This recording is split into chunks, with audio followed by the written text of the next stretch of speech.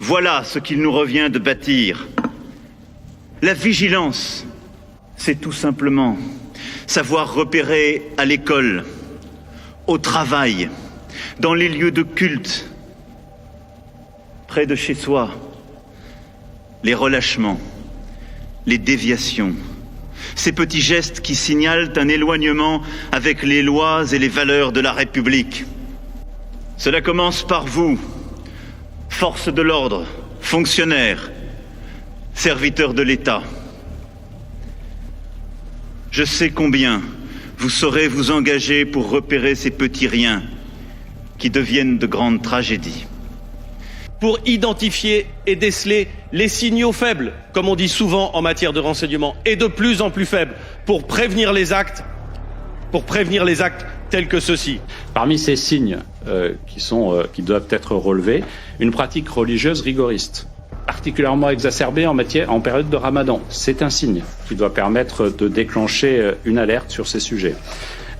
Ces signes sont souvent d'autant plus évidents qu'ils sont liés à un changement de comportement constaté dans l'entourage ou dans l'individu lui-même, le port de la barbe, le fait, et ça a été évoqué dans le cas dont nous parlons, qu'il fasse la bise ou qu'il ne la fasse plus. Est-ce que l'individu accepte de faire équipe avec une femme ou pas ?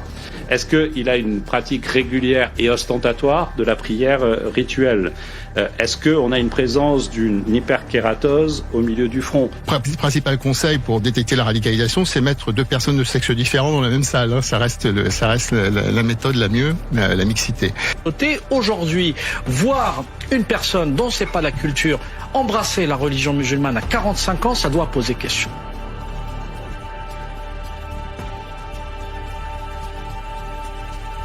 Les soldats du djihad sont considérés par tous les musulmans, qu'ils le disent ou qu'ils ne le disent pas, comme des bons musulmans, c'est des guerriers, c'est des soldats de l'islam. Il faut se lever et oser dire non à l'islam. L'islam appliqué, c'est l'islamisme. Et l'islamisme appliqué, c'est le terrorisme. Et l'amalgame, moi, j'assume de le faire. Cet amalgame entre le voile islamiste et la violence terroriste générée par l'islamisme, moi je revendique de la faire. Parce que c'est là la défaite culturelle, je dirais, de nos démocraties aujourd'hui. Et c'est là où la question de l'intégration quand même se pose, qui n'est plus une question liée simplement à l'immigration récente, qui est la question du manque d'intégration ou de l'impossibilité de s'intégrer de populations qui sont françaises, qui sont des Français. Le fascisme islamique est un fascisme probablement plus dangereux que les autres. Dans les années 30, les auteurs les plus lucides qui dénonçaient le danger allemand comparaient le nazisme à l'islam. Oui, l'islam, ils disaient l'islam et personne ne leur reprochait de stigmatiser l'islam.